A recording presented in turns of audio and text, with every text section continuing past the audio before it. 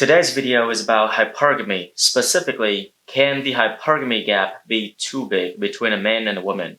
Or is it the case of the more, the better? For those of you who don't know, hypergamy refers to women's instinct to find the highest value men they possibly can. Women want to date up, so they're looking for men that they can look up to and admire. The way I think of it, too much of anything isn't always a good thing, and the same goes in relationship. Yes, women are hypergamous and they want to look up to their men, so it's a good idea that the man is demonstrating some sort of superiority. That way she can respect him and admire him, and that satisfies her hypergamy.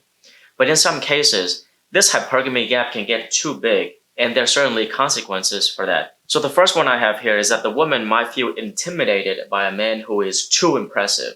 She might feel like she's not good enough for him, and she's afraid that she's going to lose him. I know it sounds kind of strange because you would think that since humans are selfish and greedy, the more the better. So the woman would want to be with a man who is much better than her.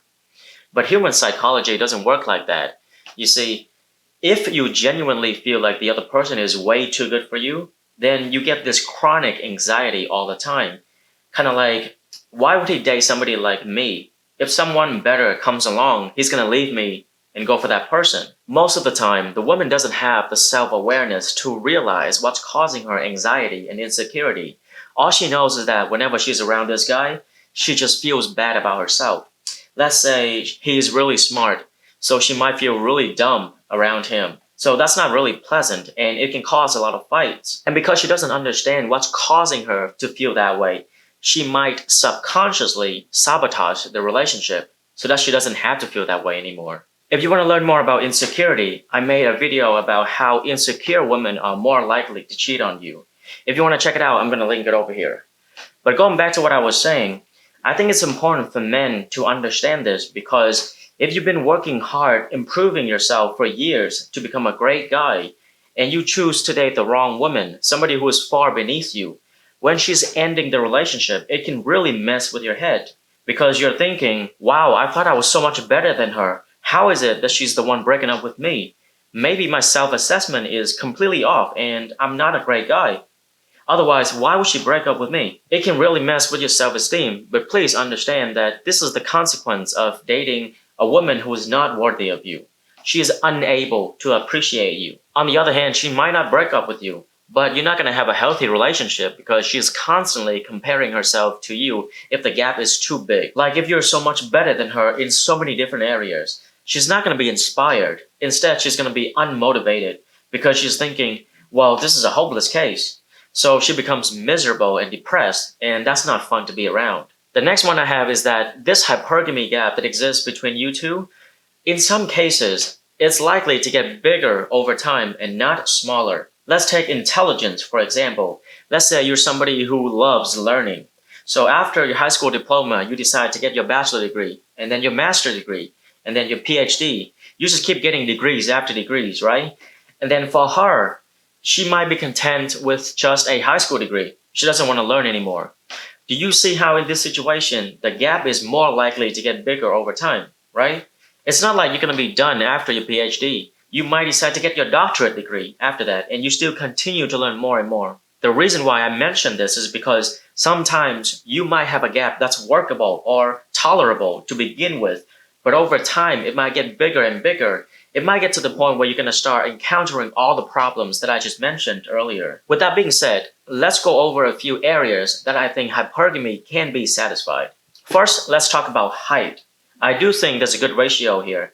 A woman wants a man to be taller than her, but if he's too tall, it can make her feel short and inadequate, and she might have to wear like ridiculously high heels to make up for the difference. I've actually read a few studies reported that out of all of the factors that predict success in a relationship, they found that height differential was a better predictor than anything else, even religious affiliation or socioeconomic background, which is fascinating. So heights do matter. Next, money.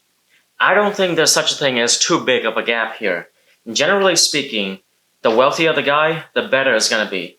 The only time where I see this as a problem is if the woman is a very strong, masculine, feminist kind of woman that she always wants to compete with the man.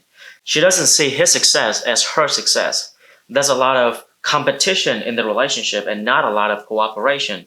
But that's the only exception. Outside of that, I think the more, the better. Sexual experience. I do think that there is a sweet spot here. For the most part, I don't think women find it attractive if they have a higher partner count than the men. I think they prefer men who are more sexually experienced than them. But you can't take this too far either. If you're dating a woman who is a virgin and you slept with 300 women, I think that's going to be a problem, right? Because there's a difference in values. Some women are okay with it, others might not. Because if you're just having meaningless one night stands, then they're not high quality women. So, what were your priorities? What were your value systems? She might not respect your decision making. So, again, there is a sweet spot, but you can't take it too far. Next, intelligence. I think there's a big argument to be made here.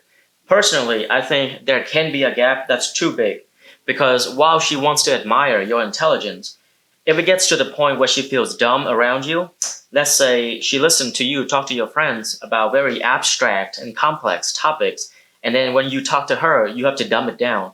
She's gonna notice that and she's gonna resent you for making her feel stupid. I say that for some women, they prefer men who know a lot more than they do.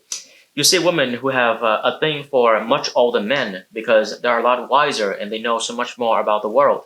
So they're just happy to kind of sit back and let the men do all the work and make all of the decisions because they're smarter. Personally, I don't find those women attractive because I think it's better if a woman has a sense of autonomy and is capable of making her own decision.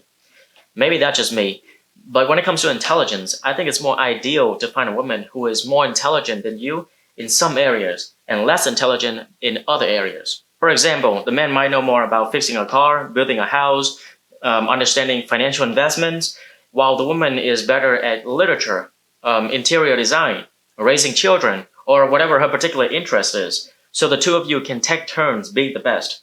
I think that's a very good dynamic. So as you can see, for most of these areas, there is a sweet spot. But in some cases, you can certainly take it too far. Alright, that concludes the video. Agree or disagree? Let me know what you think in the comment. Until next time, stay curious.